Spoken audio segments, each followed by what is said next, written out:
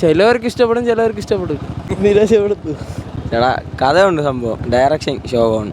Bromance പോലെയൊന്നും അല്ലെന്നേ ഉള്ളൂ, കോമഡിയും. പുരാണ കാര്യങ്ങൾ അറിയാൻ ഇഷ്ടപ്പെടുന്ന ആൾക്ക് ഈ സിനിമ നന്നായിട്ട് ഇഷ്ടപ്പെടും. ഞങ്ങൾക്ക് ഇഷ്ടപ്പെട്ടു. കൊച്ചു പിള്ളേർക്ക് ചിലപ്പം കുട്ടികളെയും കൊണ്ട് കാണാൻ ചിലപ്പോൾ ഒരു ബുദ്ധിമുട്ട് തന്നെയായിരിക്കും. സ്ത്രീകൾക്ക് കിട്ടുന്ന ഏറ്റവും വലിയൊരു പരിഗണനയാണ്. പ്രത്യേകിച്ച് പെൺകുട്ടികൾക്ക് ഇന്നത്തെ കാലഘട്ടത്തിനനുസരിച്ചിട്ട് വളരെയധികം ഇഷ്ടപ്പെടും. എല്ലാ തലമുറയ്ക്കും ഇഷ്ടപ്പെടുന്ന ഒരു ഫിലിമാണ്. കുറച്ച് കാലത്തിന് ശേഷം നല്ലൊരു സിനിമ ഇപ്പോൾ കണ്ടോക്കി അത്ര പറയാൻ പറ്റുള്ളൂ.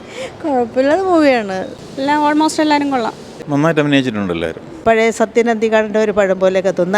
നല്ല പടമായിരുന്നു. അദ്ദേഹം ഒരു കലാസംവിധായകനായിരുന്നല്ലോ, ആ ഒരു മേന്മ ഈ സിനിമയ്ക്കകത്തുണ്ട്. അഭിനയമൊക്കെ നാണിയമ്മേരെ എല്ലാം നന്നായിരിക്കുന്നു. കുറേ കാലമായിട്ട് ഒരു നല്ല പടം കാണുന്നു.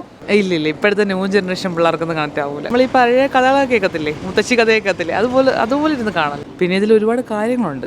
അത് നമ്മളിപ്പോൾ പറഞ്ഞു കഴിഞ്ഞാൽ അത് തീർന്നു. അത് പറയുന്ന കഥയുടെ ഒരു മെയിൻ അതാണ്.